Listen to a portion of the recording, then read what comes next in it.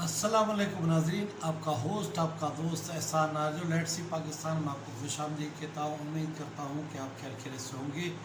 काफ़ी दिन के बाद आज व्लॉग बना रहा हूँ। कुछ सियासी हालात ऐसे थे, कुछ जो है ना मैं सिंध गया था विज़िट पे और तबीयत ठीक नहीं थी, तो इस वजह से व्लॉग नहीं बना सका। और मौजूदा जो हालात थे उनसे वैसे भी जो है ना बंदा दिल उकता गया था कि क्या झूठ बोले, क्या बातें करे, क्या सूरत हाल पेश करे। सुबह को एक सूरत हाल होती है, दिन को दूसरी सूरत हाल होती है और शाम को सूरत हाल तीसरी होती है। तो लिहाजा आज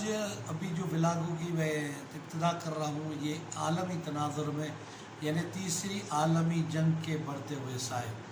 इस तनाज़ुर में आज व्लॉग बना रहा हूँ। उम्मीद है आपको पसंद आएगा। अगर आपको मेरा वीडियो पसंद आता है, व्लॉग पसंद आए, तो मेरे चैनल को सब्सक्राइब करें और लाइक करें। जी हाँ जनाब, व्लॉग में बढ़ने से पहले आप ये एक क्लिप मुलाहिज़ा फरमाएं।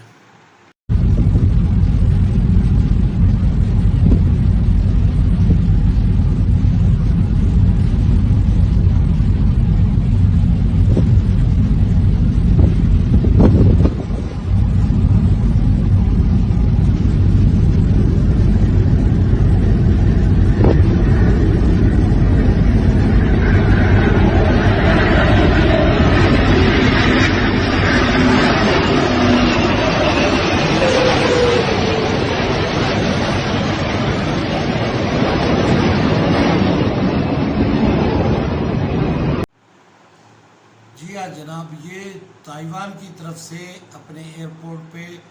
मिसाइल डिफेंस सिस्टम नस्ब किया गया है और चीन और ताइवान के दरमियान में बढ़ती हुई कशीदगी किसी बड़ी एटमी जंग का पेश के बाद साबित हो सकती है। और इस सिलसिले में ताइवान ने अपने शहरियों को जंगी हालात की ट्रेनिंग देना शुरू कर दी है। दूसरी तरफ आप देख रहे हैं कि चाइनीज़ प्रेसिडेंट शी जिनपिंग ने अमेरिकी सदर बाइडन को फ़ोन किया और उसको कहा कि आप ताइवान के मामले में दूर रहें। अगर आपने ताइवान के मामले में कोई मुदाखलत की तो ये आग के साथ खेलने के बराबर होगा। एक और आपके लिए मुलाहिज़ा फरमाएं।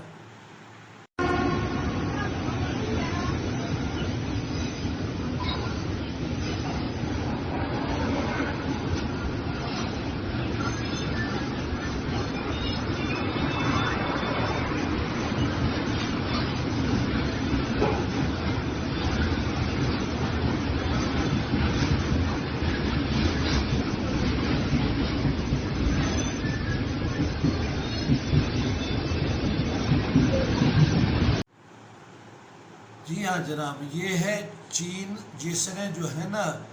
ताइवान के मशरकी इलाके फ्यूजान में हैरतअंगेज़ तौर पर लाइव फायर फौजी मशक़ों का ऐलान कर दिया है और फौजियों और बख्तम गाड़ियों को ताइवान के करीब तरीन इलाके में मुंतकिल कर दिया गया है। अब ये दिन ब दिन बढ़ती हुई कशीदगी, बढ़ती हुई सूरत हाल, कोई इस तरह की सूरत हाल बन रही है कि चीन, ताइवान और अमेरिका के दरमियान में शुरू होने वाली जंग किसी भी एक मुल्क का नाम व निशान मिटा सकती है। आपने देखा कि जो इस साल के शुरू में रूस ने जो है ना यूक्रेन पे हमला किया था और जो यूरोप ने मुदाखलत की थी उसको बाज रखने के लिए रूस ने जितने इक़दाम किए और वो जंग अभी तक जारी है। दूसरे तरफ अब जो ताइवान और चीन की बढ़ती हुई कशीदगी है वो भी जो है ना आगे बढ़ते हुए एक जंग की सूरत हाल अख्तियार कर सकती है और जिससे ये जो यानी इस खित्ते में शुरू होने वाली जंग आलमी दुनिया में भी फैल सकती है, क्योंकि अमेरिका यूक्रेन के मामले में तो पीछे चला गया, लेकिन शायद ताइवान के मामले में वो अब आगे आएगा और इसमें मुदाखलत करेगा और जो है ना ये सूरत हाल बड़ी ख़तरनाक होगी। और आप देख रहे हैं कि जिस तरह खित्ते में तैयारियां हो रही हैं वो न सिर्फ खित्ते के अमन को तबाह करने के लिए बल्कि दुनिया को तबाह करने के लिए बहुत पेशकदमी से आगे जारी है। और जो سیاسی پنڈت ہیں یا جو جنگی ماہرین ہیں انہوں نے خبردار کیا ہے کہ جو ملاکا اسٹیٹ ہے، جاپان ہے، چین ہے، تائیوان ہے، اس ایریا میں ایک بڑی جنگ شروع ہونی ہے اور وہ اگست کے مہینے میں اسٹارٹ ہو سکتی ہے، اور اللہ نہ کرے اس طرح کی صورتحال ہو۔ دنیا کو تباہ کرنے کے لیے جو آج کل کے ممالک کے پاس ایٹمی وار ہیڈ پڑے ہوئے ہیں یا ایٹمی جو ہتھیار پڑے ہوئے ہیں وہ اس دنیا کو تباہ کرنے کے لیے بہت ہے، اور جو دنیا کے اندر کرونا کے بعد ایک کساد بازاری کا ماحول ہے یا پھر جو ہے نا معیشتیں خطرات سے دوچار ہے، دوسرے طرف جو ہے نا ہر ملک کے اندر انفلیشن بڑھ گیا ہے، مہنگائی بڑھ گئی ہے، اور اگر تائیوان اور چائنا کی جنگ شروع ہو جاتی ہے اور اس میں اگر